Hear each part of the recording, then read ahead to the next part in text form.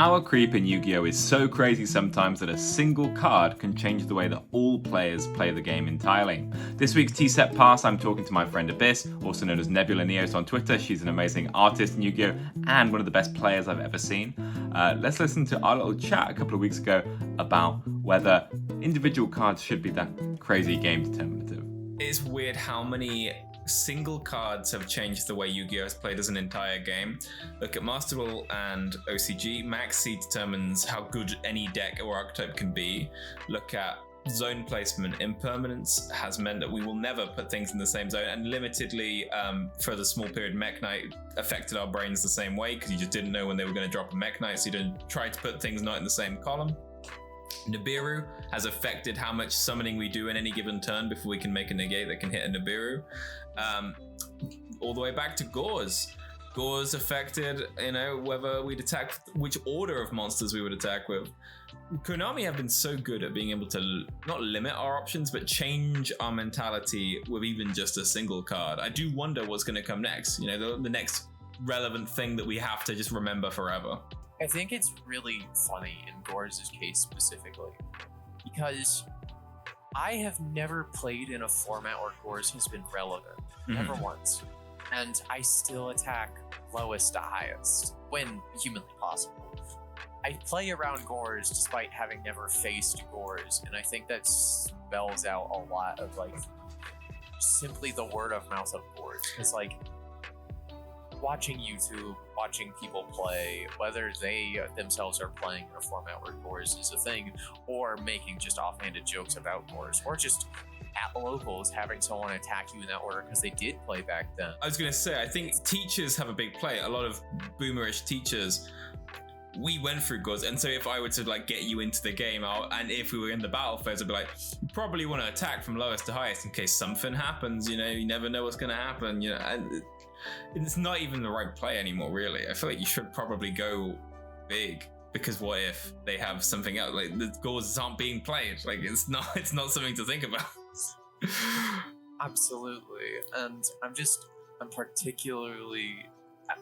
a particularly large fan of cards that shape how we play the game just off of its mere existence. It's so cool that I really like this for formats specifically, knowing what is relevant in a format and choosing a deck because of all of those things that are relevant in a format, because I know the lines or the combos, the end pieces, how they're going to interact with different boards of different decks, and it's just Yu-Gi-Oh! Is a really cool game. Yu-Gi-Oh! Is really a very cool game. Yeah, I think I've seen it a little bit. I've been starting to play some more card games. I've been dipping my toes into Magic and into Pokemon, and tried Flesh and Blood today for the first time. How's that? Genuinely. It's not my favorite. I like it. I liked it enough. Obviously, we are playing with structure decks, whatever Blitz decks. So I have no idea how representative this is of a real deck. It's interesting that you use your hand for the mana. It feels a little bit rush dually because you draw up to the max hand size at the end of every turn, because you have to use your hand to defend yourself in their turn as well. I kind of like that. There's loads of good ideas in Flesh and Blood. I just didn't enjoy it as much as the simplicity of Pokemon, the action of Digimon, or the eventual interestingness of Magic. I find Magic a little bit boring for the first 5 or so turns whilst you're saying lands and stuff. But once you've actually got a bunch of lands to actually play your cards, you can do some really interesting plays.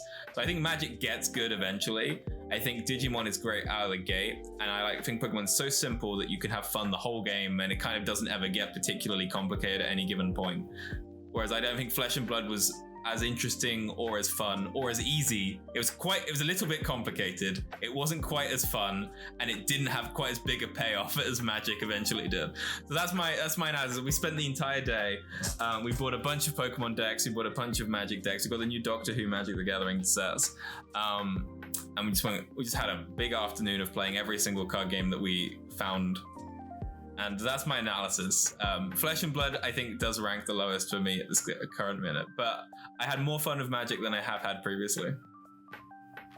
Magic's a lot of fun. and it teaches you a lot about deck building in general. When you go into other games, huge benefits you can reap just from like understanding small things, like playing commander in Magic and having a commander that has like a single line of text as its effect.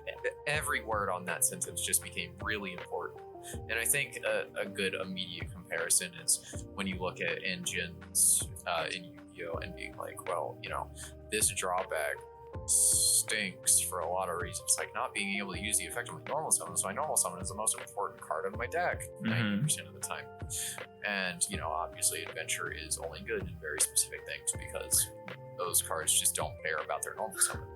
It's crazy. Another thing, yet again, just like you said, adventure never got worse, never got nerfed, never got nothing, and it went from being this is a problem to adventure's cute, isn't it? I feel like adventure has gone from like the problematic thing to when you see a deck with the adventure engine, like that's pretty cute that they fit in the adventure package. Like, right.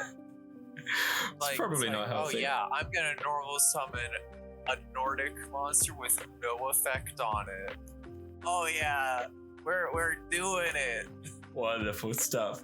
Thank you for your kind gifts, Lewis, Sean, Ben, John, Zaid, Z, Corin, Eric, Wolfie, Joel, Cat, and Chaos. Big appreciation all round.